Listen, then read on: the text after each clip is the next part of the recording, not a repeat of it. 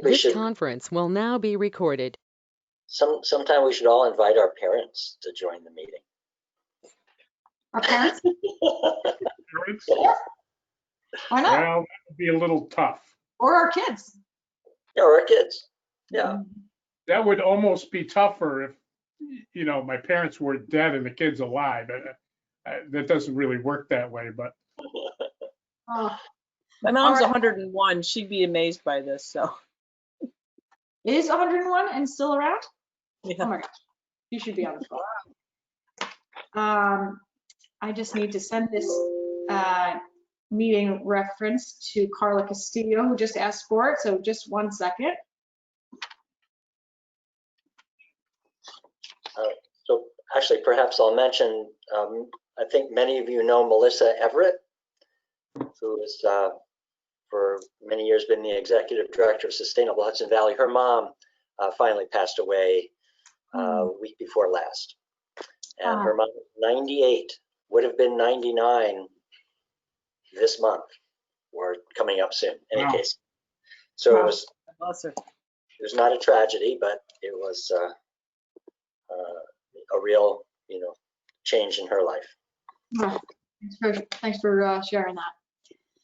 All right, so I'd like to call the meeting to order. It is 5:05 p.m. This is the November 18th meeting of the Climate Smart Kingston Commission, and I'd like to welcome everyone. This meeting is being recorded, and your video and the sound is being recorded and will be posted on the city's website shortly after the meeting. I will ask if you have any background noise that you make sure you stay muted, and if there happens to be any technical difficulties or challenges, please do send a note in the chat if you want to or can, or if you're having issues with your video, turning it off might make things a little easier. So I would like to just announce who is here from the commission. So we have Commissioners Betta Broad, Melissa Iacchetta, Jessica Coonan, Kevin McAvoy, Serena Pepper, Dan Smith, Karen Sullivan, and John Wackman. And it seems like we have some guests as well. So if the guests would like to introduce themselves, that would be great. Start with Michael. Hi, I'm Mike DeWine. I'm one of the New York Stretch Code circuit riders under contract with NYSERDA and working with Marilyn and others, including Margot Thompson, who should introduce herself shortly, in support for all you folks, all you, you know, folks who are leading and being the flag bearers in all communities that are just getting all over the New York Stretch and the Hudson Valley. And I salute you for that. And I'm honored to be able to work with you. I mean that. Thank you. And we look forward to your presentation momentarily. Margot? Okay, I'm Margot Thompson. I'm with Newport Ventures. We're working also for NYSERDA and with Mike, assisting with support for stretch code adoption. And we've also been working, well, in addition to throughout the state, Newport has specifically been working on Long Island. So, but we hope to get more familiar with what's happening in Hudson Valley. Great, thanks for being here. Marilyn? Hi, my name is Marilyn Dare. I'm Senior Project Manager at NYSERDA. I was responsible for the development of New York Stretch, and I'm managing Mike, Margot, and others to help get the word out and help everybody who is interested in adopting it get the training and the questions answered that they need. So I'm really excited to be able to be here, and thank you very much for your interest. Thanks. Thank you. Steve? I think Steve Knox is here. Hi, Steve. Oh. I see you, but I can't hear you. There you go. There you go. Yes. Okay. Yes. We got a little delay. Right. Steve Knox, Director of Building Safety. Here, just trying to get caught up on the differences between the stretch code and the current New York State 2020 energy code. So I'm looking forward to hearing the information.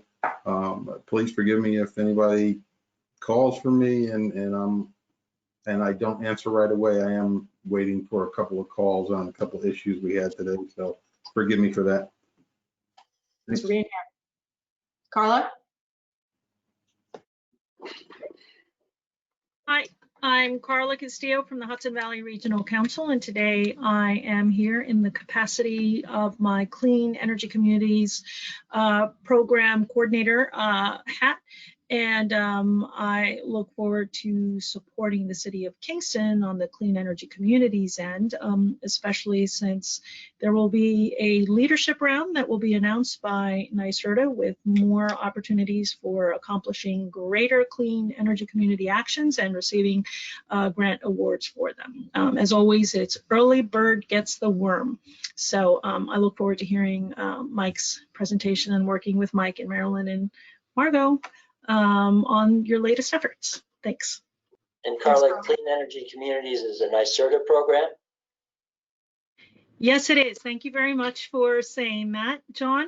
And the Climate Smart Communities is a New York State program, which is also a high impact action that is part of the Clean Energy Communities program. Thanks, Carla. Hugo?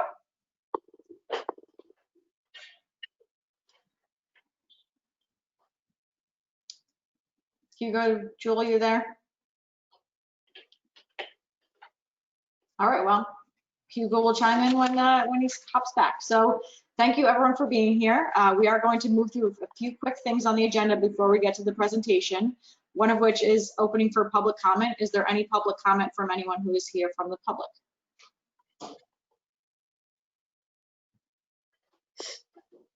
Okay, hearing none, we'll move on to modifications to the agenda. Are there any modifications to the agenda?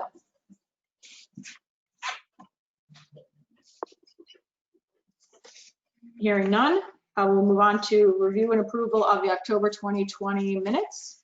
Does anyone have any comments, questions, changes, or concerns with the October 2020 minutes? I was going to add something to the item, Melissa, that you had included in on the subject of Repair Cafe and the Repair Monitor, which is a platform for collecting data about the events. And we were fortunate, we had an intern who was able to collate a lot of data that had been collected but had not been entered on the platform. So Kevin, the change would simply to, or what I'm suggesting is simply to add that an intern was able to collect data for Kingston, New Paltz, Esopus, and Yorktown Heights. Okay. Any other changes? Oh, Gardner too, Kevin, Gardner. One more. Okay. No Yorktown? Yes, I thought I Gardner. heard Yorktown. Yorktown, Gardner. Yes. Got it. And Okay. Okay, any other changes? If not, I need a motion to accept the October 28th, 2020 minutes as amended. So moved. John, can I get a second? Second. Melissa? All in favor? Say aye or raise your hand. Aye. Aye. Got it. Okay. Very good. Unanimous. Thank you, everyone. And thank you, Kevin, for putting those together. Okay, so we are going to move right along for our special presentation. I'm going to hand over the power of presenter to Mike DeWine from NYSERDA, and we're going to give him and any of his colleagues here the time to present to us, and we appreciate you being here. And you can let us know if you want us to ask questions as we go or in the end, and we'll have some presentation time and then some time for question and answer as well. So I'm going to make you the presenter now.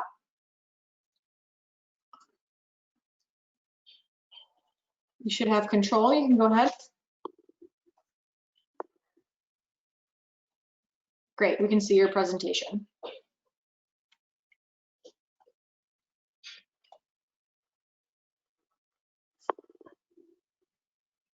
We can't hear you, but we can see you. There we go. Excellent. Okay, you should see the presentation and we should be ready to rock here. You got it? Yes. Okay.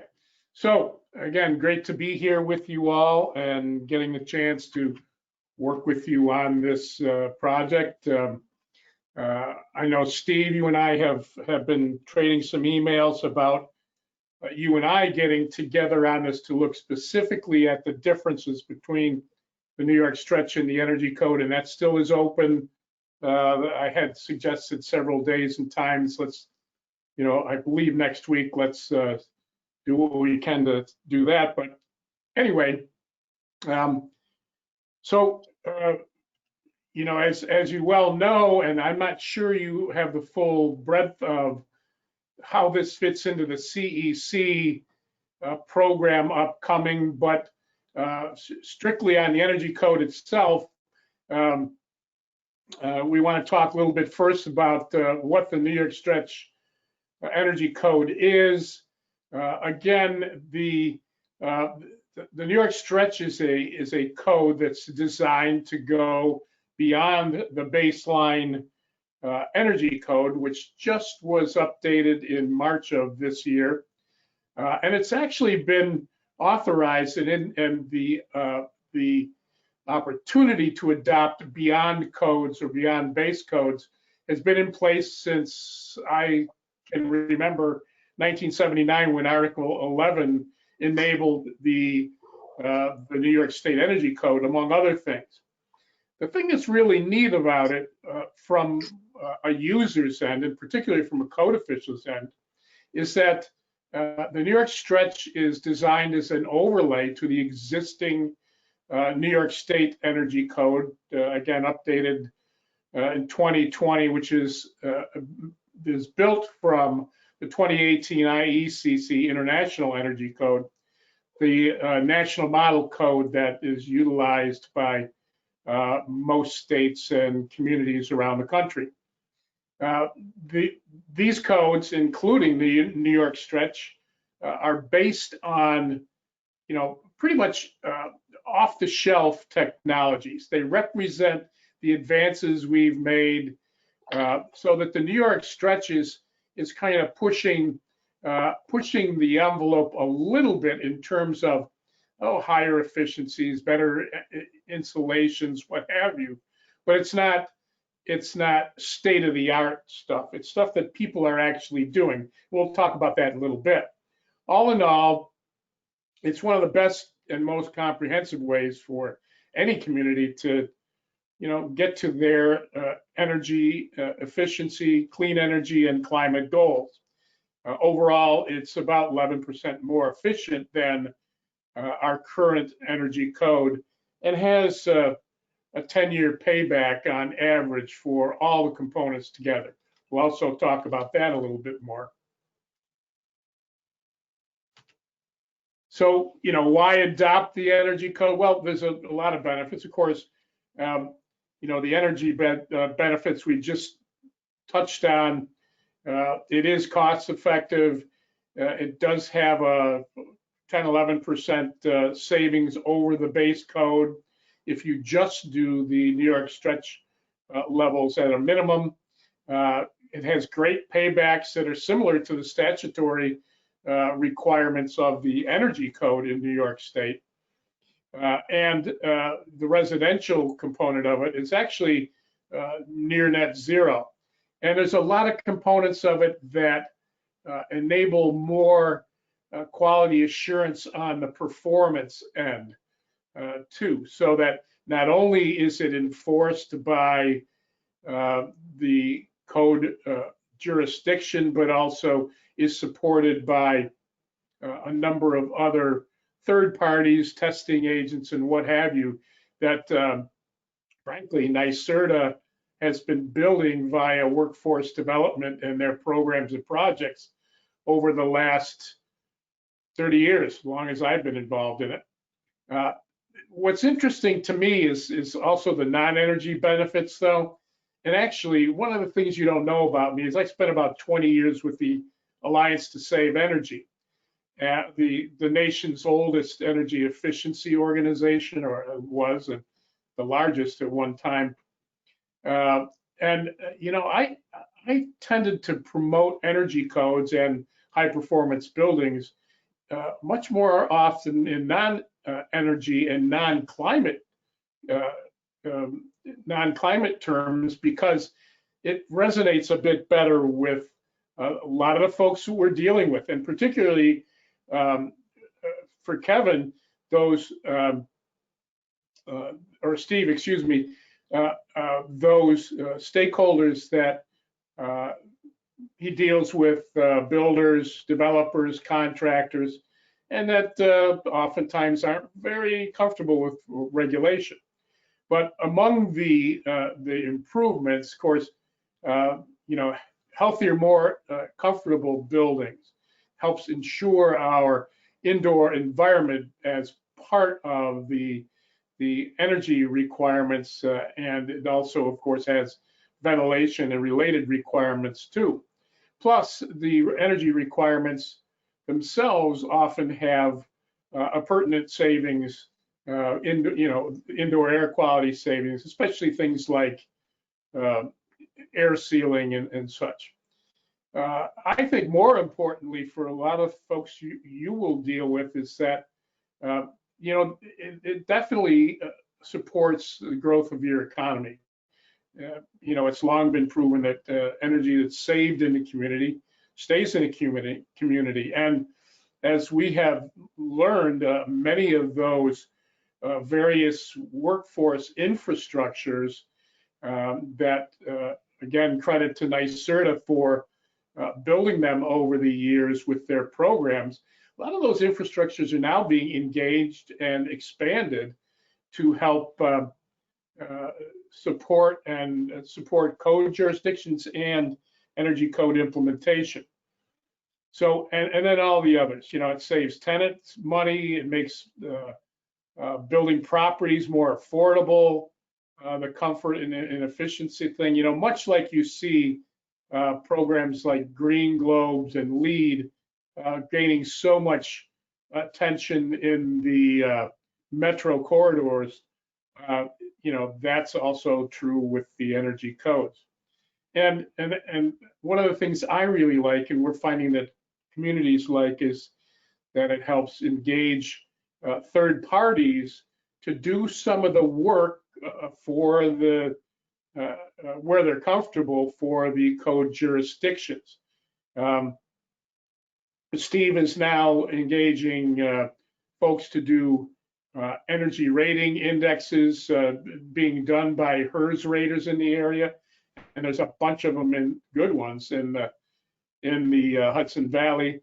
The same, and building performance contractors to do blower door testing and duct testing. So a lot more engagement of energy professionals to help with the job, since, you know, code officials are they're charged with 10, 12, 13 statewide codes, and then the stuff that the community wants them to do. So any help and support and resources we can bring to them, that's good for the community too.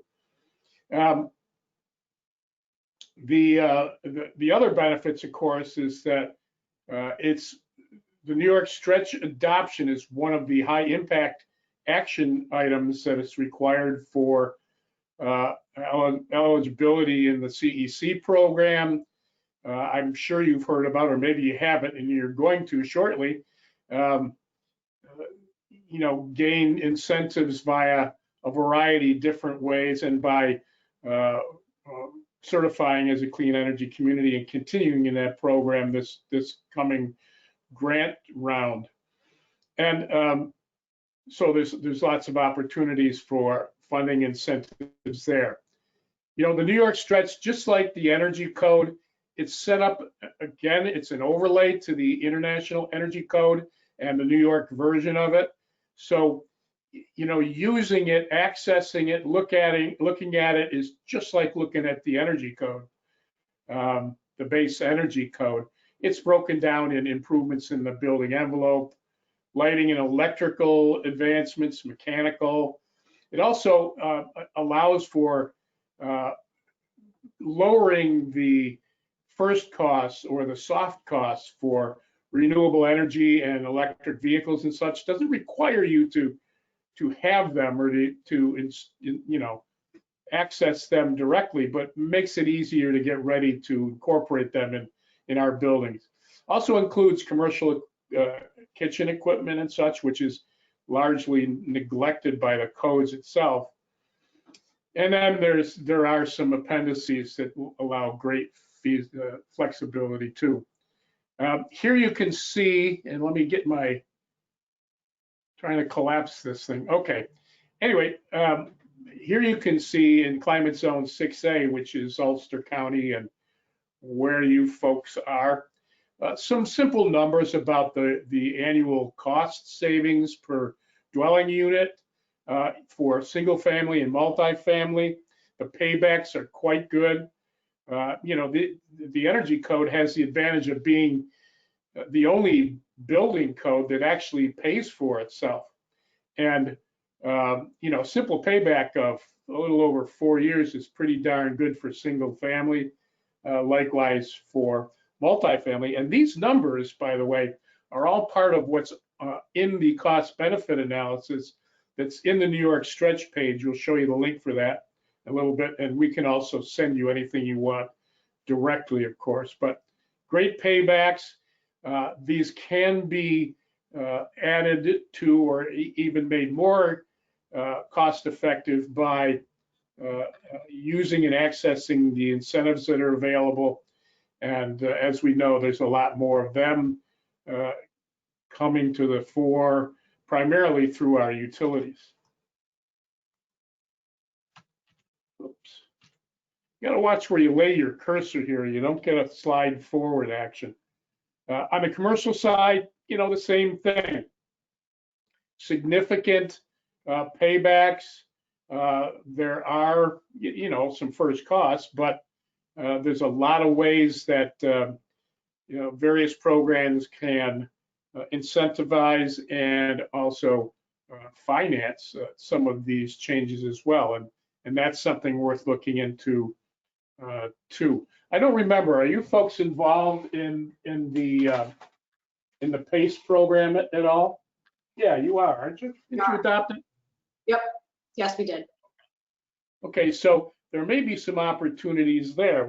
Something that needs to be looked into. It might be a way to get some projects off the ground that you know, could work into the stretch code adoption, along with the direct incentives for meeting the various incentive criteria for the clean energy communities itself. So lots of interest, particularly down that way.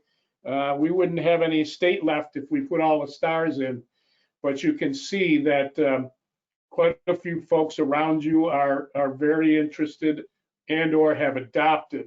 To date, the city of Beacon, Dobbs Ferry, and Ardsley have adopted, and there are a number of others who are in various stages of adoption. Plus, we have state agencies that are adopting this as well, particularly the SUNY Construction Fund. So, you know, it's proven cost effective. It's great at meeting the climate zones. Not to mention that we should have some regulations coming down out of the Governor's Climate Act not too long from now. On the resource site, we have a number of resources. Actually, there's some we've added since. There's an adoption guide and model local law. So the job of actually crafting the statute for your local adoption is, for the most part, done and vetted by NYSERDA's legal beagles. There is going to be a single code manual coming out, an energy code manual that I know Steve will be interested in hearing. It's going to be, the same as the energy code manual with the stretch code highlighted and laid into the text. So you just have to look to one and work with one. There's lots of training and technical support because there's we circuit riders who are willing to help you all along the way here, from the technical detail to implementation strategies to adoption strategies. That's all stuff you'll have to think about and be working on. There also, Steve, there's a tool that Steve no doubt asked for from permit applicants. They are Department of Energy software packages and their detailed reports and certificates known as ResCheck and ComCheck. Well, there'll be a New York Stretch specific ResCheck and ComCheck too. So again, it'll be pretty seamless for code enforcement. Margot is taking the lead, as I recall, on the hotline for New York Stretch, and also does that for the New York State Energy Code. So there's lots of help outside of New York State Department of State to get support on New York Stretch Energy Code as well as the Energy Code. And then, of course, again, we circuit riders who are, our time is your time. There's a lot of beyond base code work going on, particularly in the Hudson Valley, but all around the state and Northeast as well. One example is the sustainable multifamily housing project that was done in Hudson, New York. That was checked against the New York Stretch and complies. It has a lot of, again, state-of-the-shelf technologies, a couple of slightly more advanced, but it plays into the compliance with the New York Stretch as well. This was a particularly ingenious reuse of an existing building, which we have so many of in New York, and particularly in the Hudson Valley, right on up through where I live up here in Saratoga County and along the Hudson River that far. So there's a lot of examples. There's also Zero Place in New Paltz, where integral building and design, I believe that was designed by Pasquale Strocchi. I think you folks have no doubt bumped into him along the way. Some interesting technologies there that there are a lot of incentives for, also complied with the New York Stretch. So the way this normally works is that the clean energy community folks like Carla and her people, the coordinators, are doing that outreach to all the jurisdictions and communities in the Hudson Valley to help them along to work in the clean energy community program and continue to. And they're the first flag bearers that, identify the interest in the various municipalities, bring them some basic understanding of the New York Stretch Code, and introduce us, we circuit riders, and generally hand it off to us, NYSERDA, and the circuit rider team. That's what happened in the city of Beacon. Gosh, we had a number of virtual meetings with them, and then met in January. We presented live in March. I also met with the code official there to talk with him to help him understand that this was pretty much business as usual in terms of using the energy code in enforcement. He actually testified that night, as I recall, and it was interesting. They almost voted on it that night because the code official just said, well, this is no extra work for me. The game's the same, the numbers are just changed a bit. And he's found it pretty simple to work with. And then they adopted actually on March 17th, just about as the COVID was hitting, and they're in the process of implementing. Anyway, that's it in a nutshell. This is the New York Stretch site for the Stretch Energy resources. You also can contact Maryland and other of the energy code folks through codes@nicerta.newyork.gov.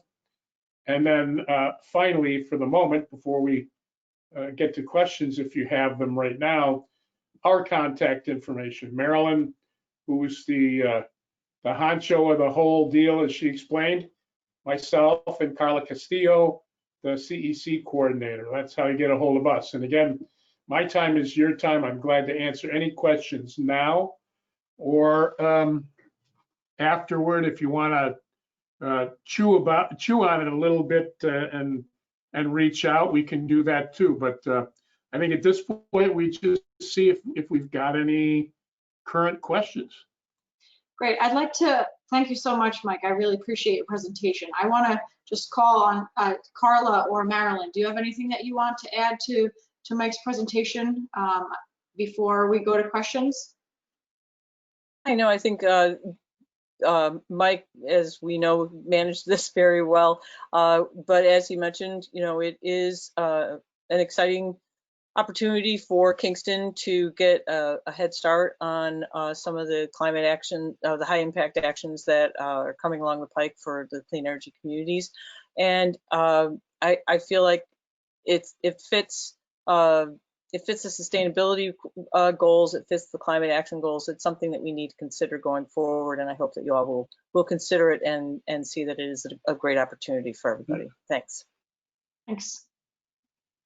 I think I'd just like to reiterate that it's in addition to for there being very practical and financial reasons for the city to pursue it, there is also the linkage with the Clean Energy Communities program.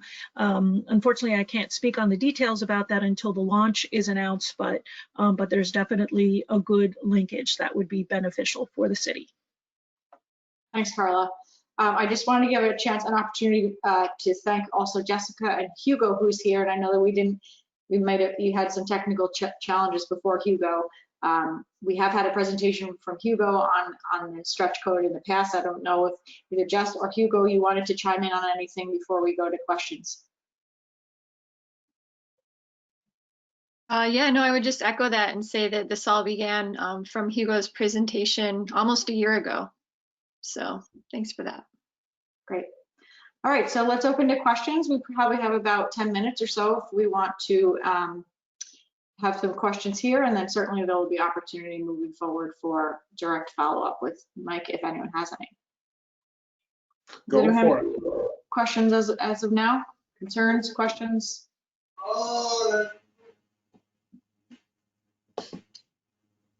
Mike, is this for everything from single family homes to large developments?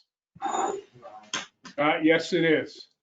Yep, it's again, it's single family to as big a commercial as you want. It's new construction, it's existing buildings. We haven't done any existing building cost analysis per se, but you know, it's looking like that's going to be pretty straight up as well. So it covers the same areas and works the same way as the existing energy code. And Steve, I think I sent you a comparison document. You got that, didn't you? Or should I resend it? I got the documentation. I haven't been able to digest all of it yet, but I'll certainly get around to it. That was going to be one of my questions. For the developer of a large project, you know, do you wait for them to come to you, or do you knock on their door and say, hey, you're building something pretty major here? Well, they generally need to go to the city for their permits to do construction, and then plans and documentation are reviewed by Steve and his folks to make sure that the project complies with all the codes, including the energy requirements. And then from there, the project gets built once it gets that application or that permit to start construction, and along the line, the code jurisdiction does site inspections and what have you to confirm that what they saw in the plan review actually is what's being built, and then is finally constructed the way it was presented to the community, and Steve and the city sign off on a certificate of occupancy to let them occupy the building. Anything you would add to that, Steve, that I didn't hit on? Basic process. Yeah, no, I think you covered it pretty well. So it's entirely integrated into the building code application and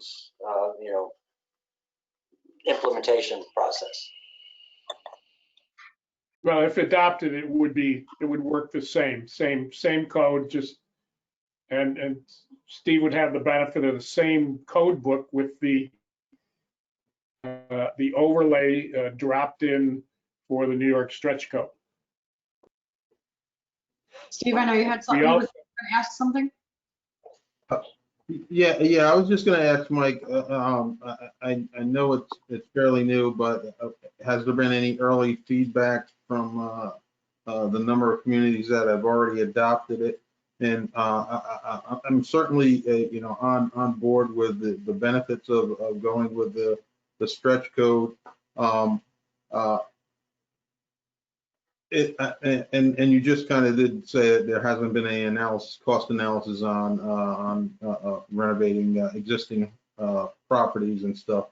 I think once that comes in, that would be a huge benefit in helping to sell and educate the community on adopting the stretch code.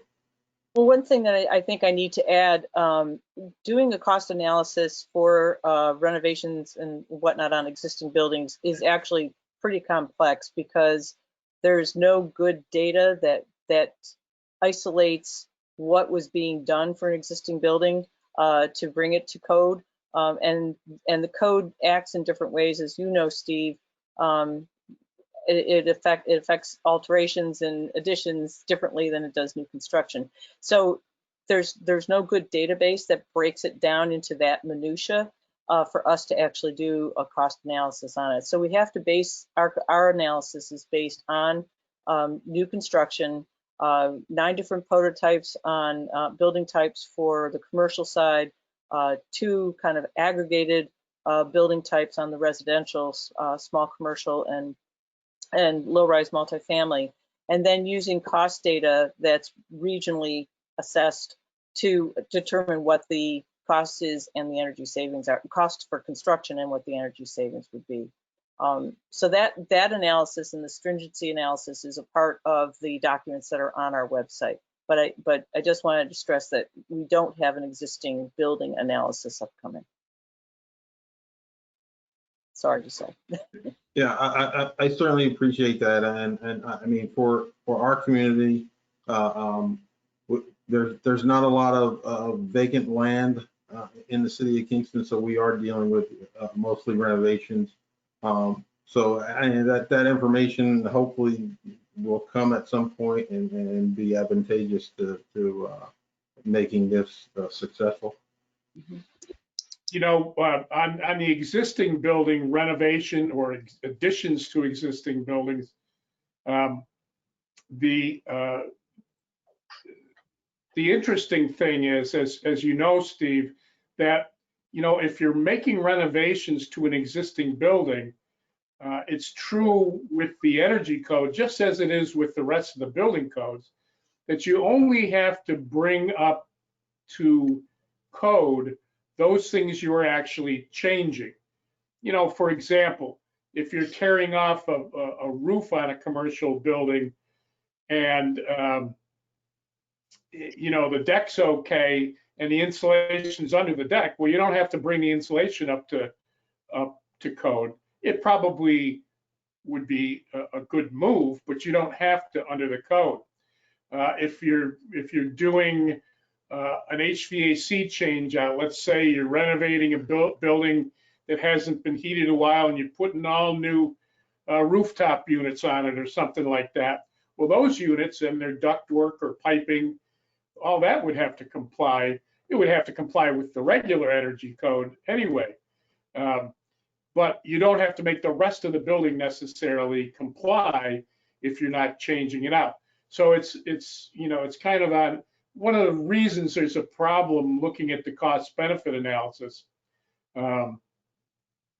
is that there's so many different potential combinations, and it's hard to assemble that into a scheme that lets you take a good look at it. But when you and I talk, I'll make sure you have that comparison document so you don't have to look through the entire code to compare it with, you know, the existing energy code. It calls out the major changes. I'm not sure I gave that to you, so I'll make sure you have it. But we can talk about typical renovations that you do plan review and that you permit in Kingston, and talk a little bit about how they would be impacted. Again, it's just like the current energy code, only, you know, in some cases the requirements are a little higher. That's about it. It's not a huge leap. We're talking about a nice solid increase, 10, 11% more efficient, without looking for anything more than, you know, what is off the shelf technologies that are being used in those example communities we saw earlier. So when we connect on that, we can go through a bunch of that and see how you feel about that. Then you'll have a better look anyway. So following up a little on Steve's comment, can you speak to, in other communities, any concerns that have come up in the actual adoption? Thinking from the perspective of Climate Smart Kingston and what role the commission itself would play. You know, if the building department is on board, you know, what role can the Climate Smart Kingston Commission play in order to really get this to the council? And what have you seen in other communities that have been roadblocks to adoption? I would say that for the most part, the villages that we've worked with have been very supportive of it, and fortunately, they have builders that seem to be embracing the stretch code because they embrace that kind of building technology in the first place. Some of the places that have pushed back on us are places that are, I would say, more in older industrial areas, and so they're already seeing issues with developers coming in and concerns about developers wanting to adopt the stretch code. But as Mike points out, as we point out to them, the requirements, when they compare the requirements of the new energy code that Steve has to enforce that just came out in May, compared to the stretch code, there isn't that big of a difference between for them to be able to build to this. So it's really being able to explain, hear their concerns, and talk about their concerns going forward. But New York City, as far as I know, you know, they adopted it first, and because they have such a strong goal for their climate change activities, you know, they've had pretty good response to it. Definitely there are some developers who are going to balk, but for the most part, they've been able to proceed pretty well. Does that help? Wow. So in other communities, has the measure been brought forward to the council by the staff of the building department, by third parties, by you all? How does that process typically work? And how would you see that working here in Kingston? Well, it's actually in, Go ahead, Marilyn. it actually, in Beacon, it was brought forward by one of the council members. In Hastings on Hudson, it was brought to us by the mayor. And in Dobbs Ferry, it was, I'd say it was the entire trustees plus their sustainability coordinator who really helped them see a benefit to it. New York City passed legislation. We always kind of keep New York City out of this really because they're a different animal. But the other folks who are interested in this down in Long Island, we've got folks basically like you who are sustainability directors and the like who are bringing it forward and then engaging their elected officials. So, you know, one of the follow-ups we might do is in another presentation like this, you know, to your board of supervisors or trustees or however it works there in Kingston. I haven't looked into that myself, but you know how it works. And, you know, see who there. I'm sure you already have a pretty good feel for the folks who might be interested and might work with you to carry this along. We can present to them, speak with them on it, and of course, you know, where it's appropriate, it's certainly worth bringing in Carla and the angle on the clean energy communities. I don't know, Carla, have you been working with anybody in Kingston on that? Anybody else from perhaps their board or what have you? No, I haven't. And I was timing a lot of the New York stretch work to the launch because I think that will help significantly in getting communities interested. So there have been communities that have moved forward and that have expressed an interest. But I think the launch will be a significant inspiration, let's say. So if the city of Kingston is able to get on this sooner rather than later, it would be very helpful to the city. And by launch, you mean the Clean Energy Communities Program launch? Yes, I do. And when is that, Carla? Between you, me, and the Light Post, it's the Light Post's best guess. But we're told soon, very soon. And I think it really is going to be very soon, but I don't know if soon is a month or a week or 2 weeks. Does it matter if the lampposts have an LED light on them? Does that get them further along faster? Of course it will. Yeah. Steve, have you had any conversations with anyone from the council yet about it, or anyone else from the administration about like temperature on how they feel about it? I have not, no. So what do you think we should do next? Well, Mike has already talked with, or sent me some dates for us to have, you know, me and my assistant director to have some conversations about the differences and kind of get a better handle on exactly what we're looking at as far as code review. So I think that would be the first step for us, and then we would be able to better make a recommendation to council and stuff as to how to move forward.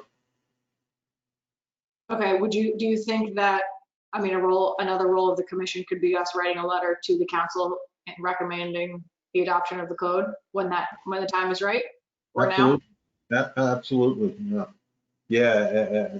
Certainly if, you know, once we looked it over and we feel that that's a good direction to move in, we would welcome, you know, your support and backing. Absolutely.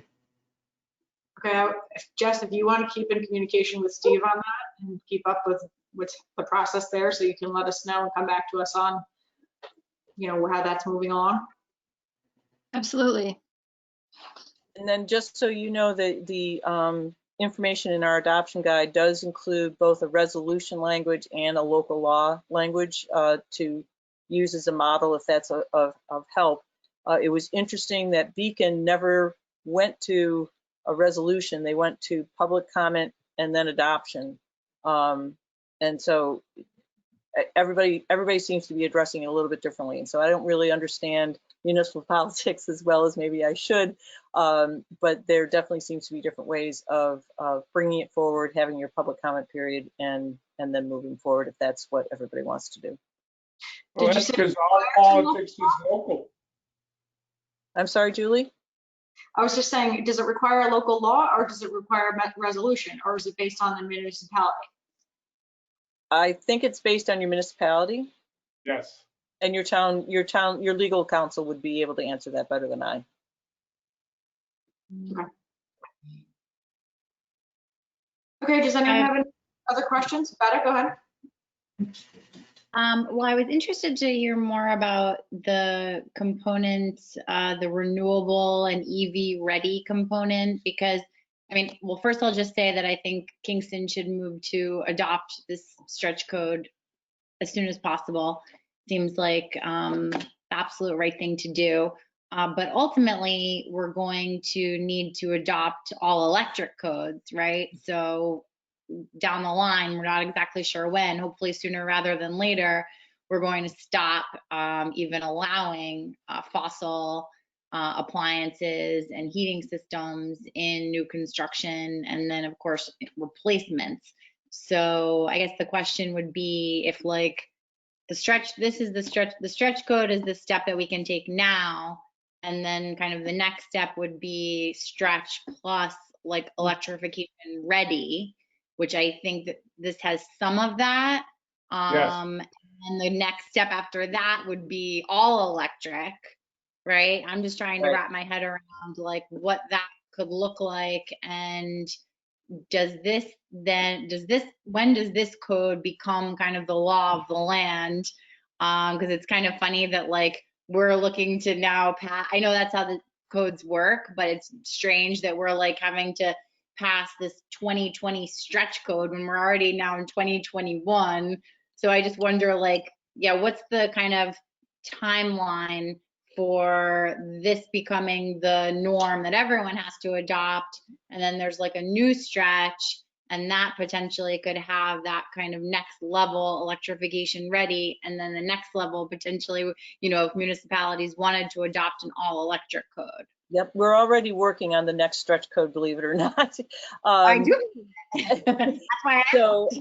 So yeah, so the thing that's pretty encouraging is that there are several provisions that are in this stretch code that we put forth as proposals to the national model codes, and they have been adopted. And so in some cases, and so we'll be working off of the next model code, which is the IECC 2021.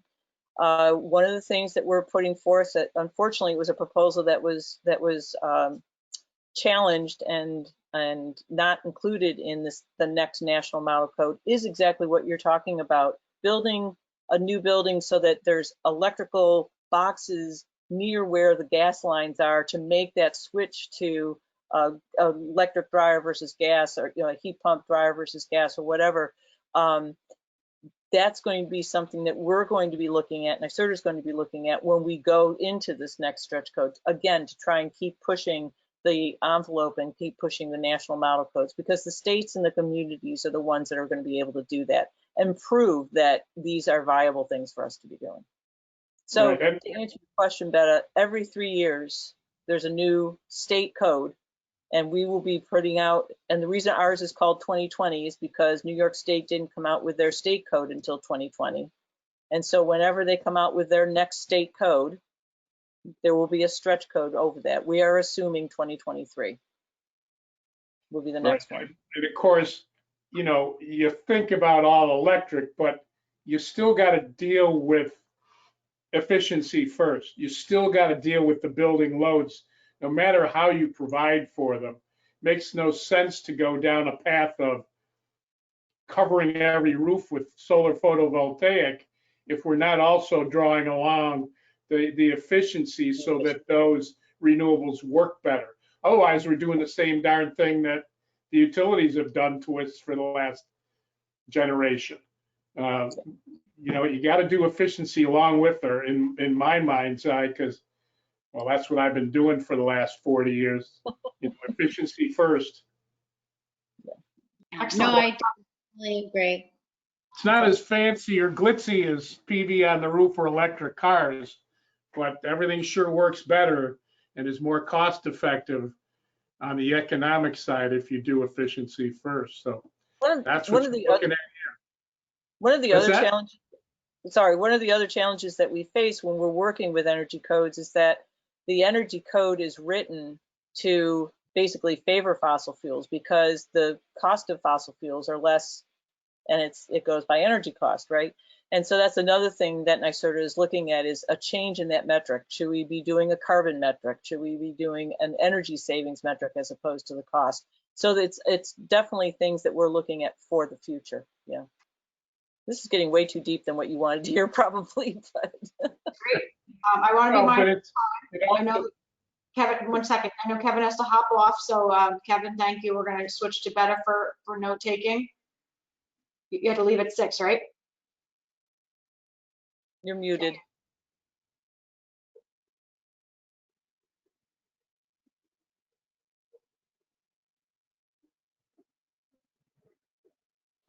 Well, I'll just start. I'll just start taking notes, Kevin, and we can. Yeah. Great. Thank you. Are there any last questions? I really appreciate everyone's time, and I did have one last question, if I can, Mike or Marilyn. That question, I'm sorry. I was just on, is there available training for municipal staff, building safety staff to assist with the transition to New York stretch? Yeah, that is imminent. I was just talking with my colleague about that today. There are going to be 2 different training sessions, one for the residential, just to show them what the differences are from stretch to the base code, and then the same with commercial as well. So yes, there will be that. And there's already training. Both Mike and Margot from Newport Ventures are delivering training across the state, so on the base code. So this would just be an addendum onto that. Yeah. Great. Any other questions from the commission or Steve? Any other last comments from Carla or Mike, Marilyn or Margot or Hugo? Yeah, just that, Steve, I'll wait for your response on those couple of days and times I tossed out.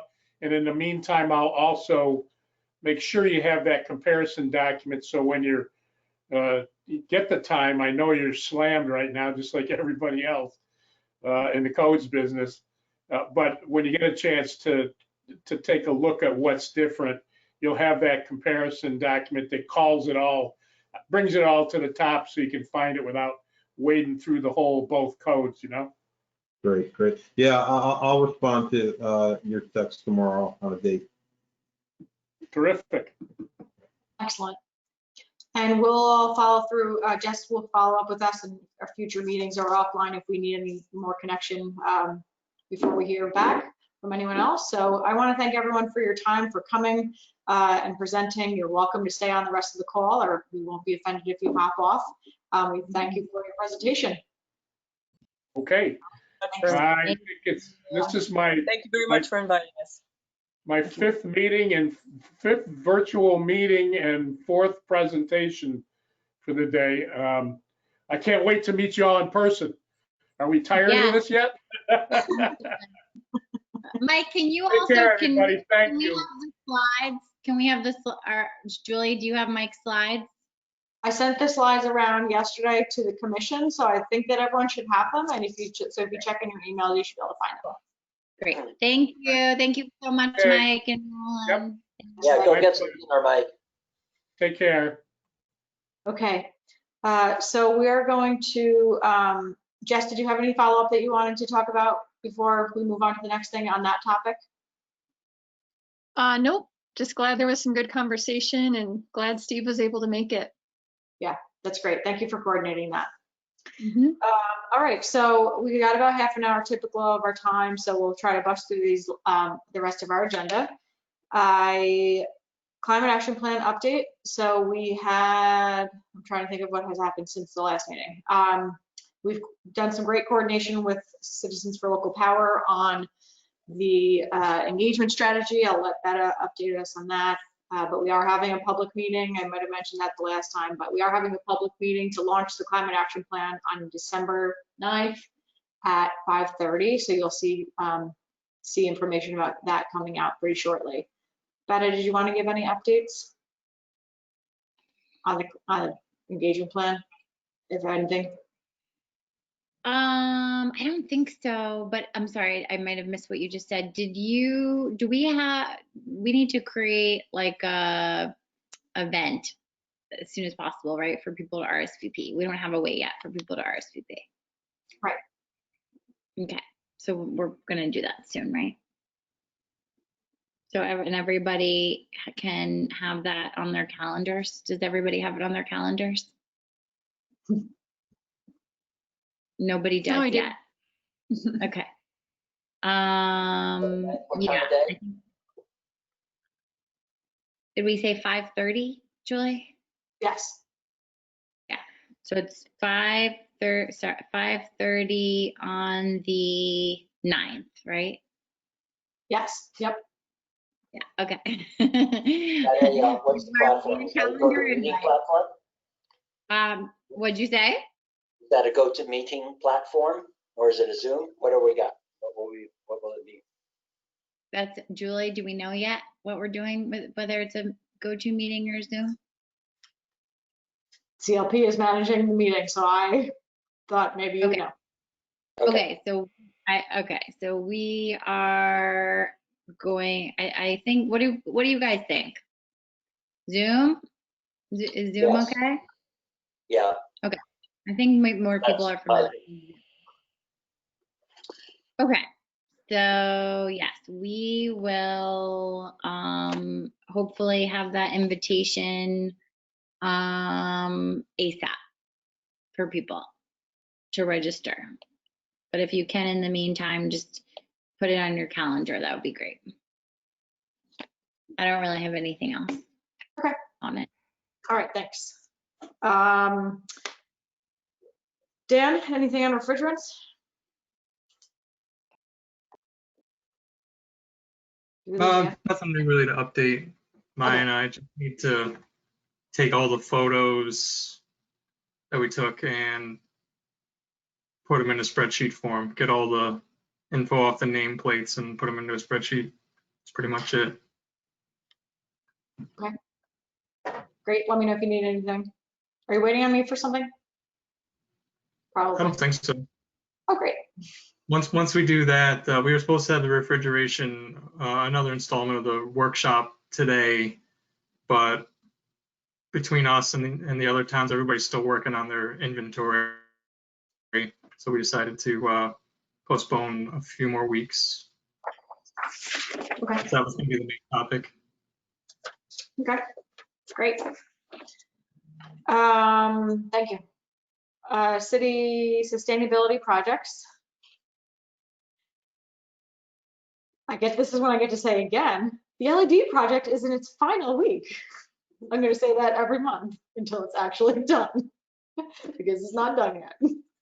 Our contractor gets frequently rerouted to storms.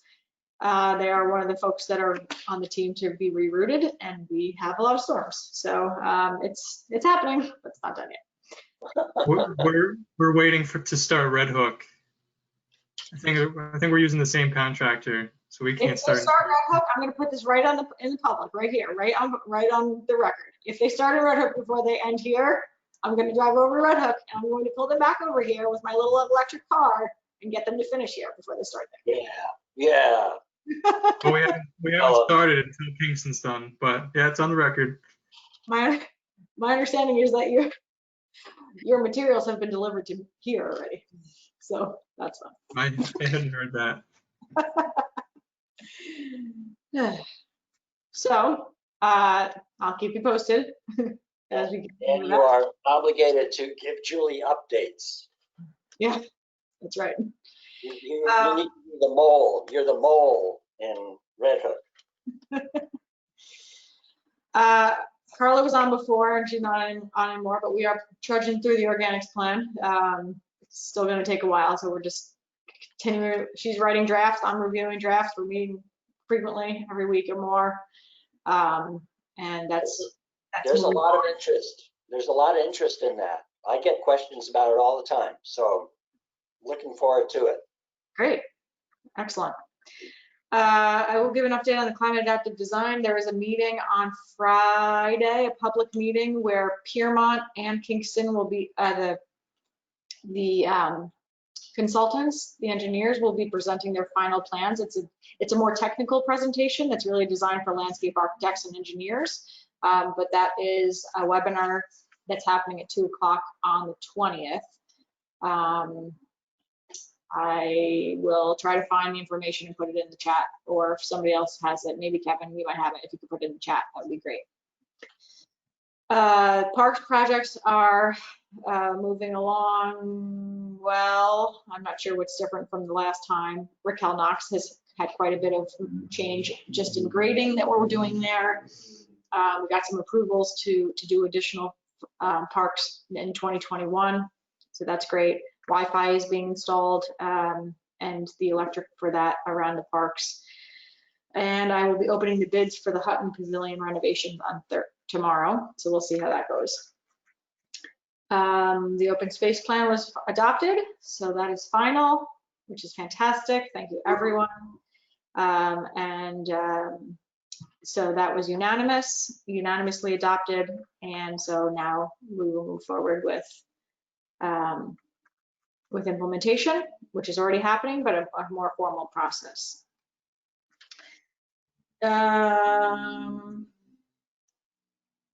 That's probably it, I guess, on sustainability projects that I'm going to report on right now. Unless anyone has questions about any of them or others. Okay, then we'll move on to Repair Cafe. Melissa or John? Can I just say real quick that I was able to drop that registration information in the chat for the climate adaptive design thing. Great. Yeah, good. Thanks. I have no news for Kingston Repair Cafe. I don't know. John wants to. I know he went to the summit on the 8th, the virtual summit that you said you might send me the notes for. What was the summit called? It was November 8th. I don't know. It was a while ago. Oh, no, it wasn't. It's not ringing a bell. Okay. You sent me an email that you would be attending the summit and they had like repair workshops. I don't have the name. That was in Washington State. Yeah. Yeah, they had a section about repair during COVID, and so I'm gonna look over that workshop and see if there's anything. But yeah, that's all I have right now. Yeah, that was the zero waste people in Washington State, and it was pretty impressive. They are on a good track. That's great.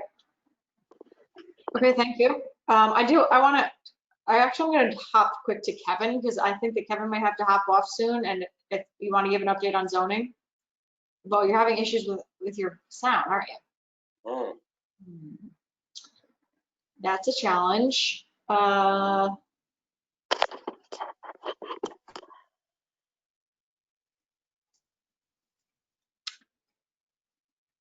Let's see. You're typing something in the chat? Yes.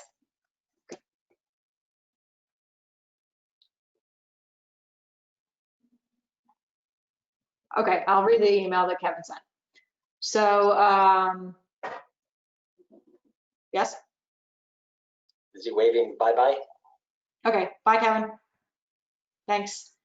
So he said that there have been discussions on restarting the process of the zoning commission at Common Council, and that adjunct Professor Kaja Kuhl, Kajakuhl from Columbia University has been in touch with regards to offering assistance, including her students, as part of their Hudson Valley initiative in this regard.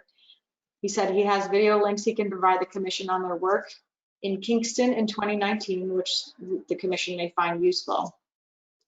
He also said that the rezoning of Golden Hill and Lawton Park was tabled at planning and as presently configured was discussed to be a type 1 secret action. So that was his report. So I guess we'll keep in touch about how that proceeds since zoning is now back on the table, it seems. Okay, back to Melissa for education and outreach. All right. So I finished Magnet, and I'm getting price quotes from let's see, Fast Signs, Timely Signs, the Copy Hut, and Color Page, just to have a comparison. I submitted all of the quotes. I'm just waiting to hear back. Not Timely Signs. Hold on. Fast Signs called me today, and they actually suggested that we do a vinyl sticker for businesses, because they were saying that if you wanted to have a magnet near register, you know, they have like the plastic plexiglass there right now. And so he thought it would be better to have it when you open the door, because also a lot of people are just like paying over the phone and then grabbing the box quickly. So he was suggesting maybe something on the door of the establishment or on the window. So he actually gave me a lot of insight that I thought was useful. I'm not sure if it's because he said that the magnets he would have to outsource, and you know, the vinyl he could do in shop. But you know, I think if we did a combination, because he also said kind of who's your audience, what's your goal, and so I said, you know, we would want to have it for people picking up pizza, but we also, you know, table on non-corona times, and so we would want to maybe have some magnets just for people, you know, to bring home with them. But you know, he also mentioned maybe doing stickers for that, so kind of doing a combo of like vinyl for the restaurants and then stickers for people. I don't know if we want stickers for that. I know he said maybe we want people to hang the magnets on their fridge. So I am getting some quotes. I just need to know exactly what we decide.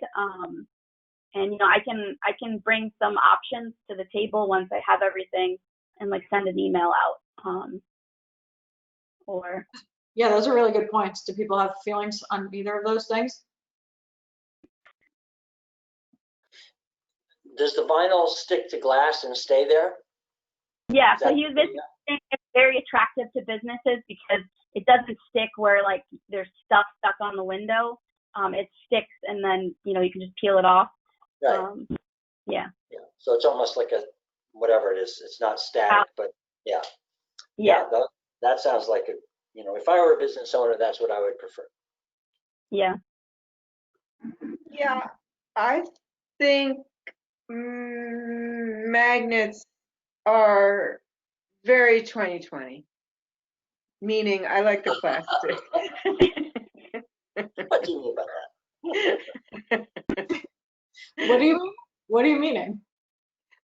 I'm trying to say that I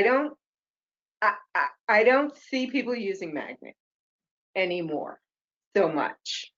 You mean they're 2019? 2019. Well, I'm thinking of 2020 being behind us, please God. Okay, I get you. You know, but yeah, you get the drift. I do like those plastic things that stick. Yeah, I have one for my car for the clean energy. Yeah, and he was also saying we did a combo with stickers, and we wanted to kind of do like a short campaign. We can, you know, give them out to pizza give them out to pizza shops and have them put them on the boxes, you know, for let's say a week or something, and then, you know, get education out that way. Yeah, so we can do a combo without magnets. We could do stickers and vinyl. I guess it all depends on the quotes and how much money we're talking, and yeah. Well, I mean, but if you think about it, how many pizza shops really are there in town? 10 or less, right? 10 or fewer? Probably more. Yeah, this guy was talking about, you know, on average, how many pizza boxes go out the door at night. And he was really thinking about like the logistics of how many people you could, and how many stickers would you need if you wanted a short campaign versus having that vinyl in there just for, for good. But well, what I'm saying is, like, even if we do both, how many of the vinyls would we really need to produce? There's only that's true. less than a dozen pizza places. So, I mean, I don't know, maybe there's more than that. But yeah, I guess a little bit depend on the cost. And I like the idea of a short term, like every single box for the next week and the whole city has one on it. But I have no clue whatsoever how many boxes that is. Right? Yeah. Like, how many pies does the city of Kingston eat in a week? That was like such a cool statistic that I would love to know.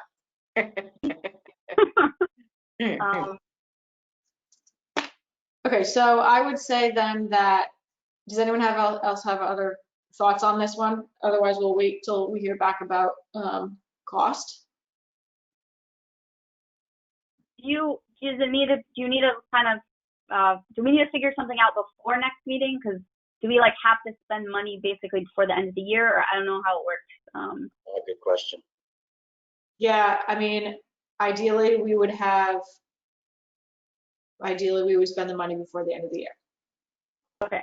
So we would definitely make a decision before when? Before the next meeting. Okay. So I can send out an email with the results and some options. Great. Or I can first, and we can draft it up and then send it to the commission. Okay. Either, whatever you want to do is fine. Okay. Cool. Anything else on that? Nope. Julie and all, I do need to go now. So okay, thank you. Nothing to be voted on, I take it? Nope. Okay, then I'll say good night to everyone. See you next month. See ya. Night. Yeah. So then I'm guessing there isn't anything for Heat Smart. So we will, unless anyone has something else. Anyone have anything with solar or community solar?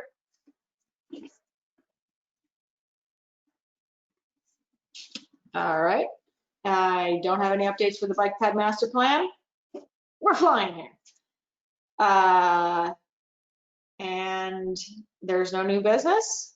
So are there, Serena, do you have any updates from public safety?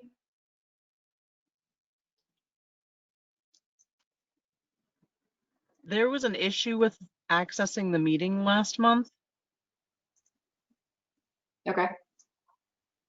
The link didn't get posted for some reason, and then I couldn't get a hold of Kevin because he was having technical difficulties.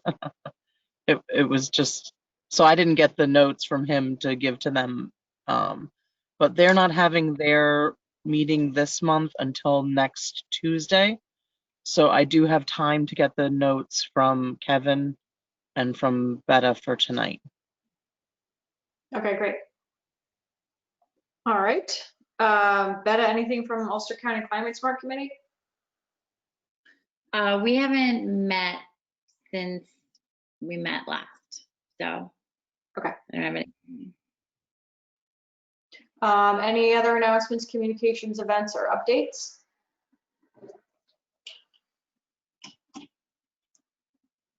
Is there anything that we want to post on social media?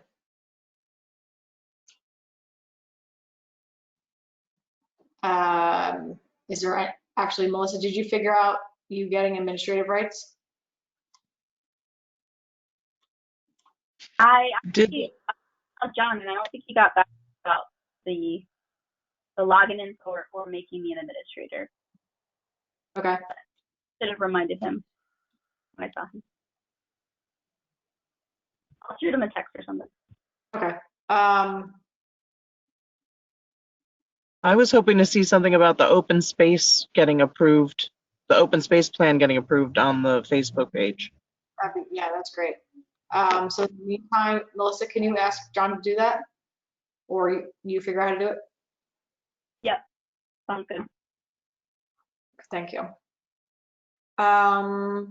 Any other business? I do want to talk about our next meeting date, which is currently set for December 23rd. Is that a date we would like to keep or move?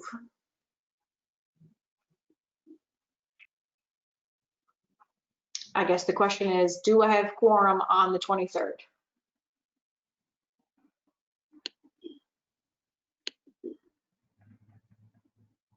I'll be there. Sorry. I might not make it on the 23rd. Okay, that's one. Other folks? Melissa? I'm available. Yes. Dan? I'm available. You're not loving it? Better? Whatever, we can reschedule a bit. Better will reserve answer? I'm available. Okay. Karen? Yes. Serena? Yep, I'm available.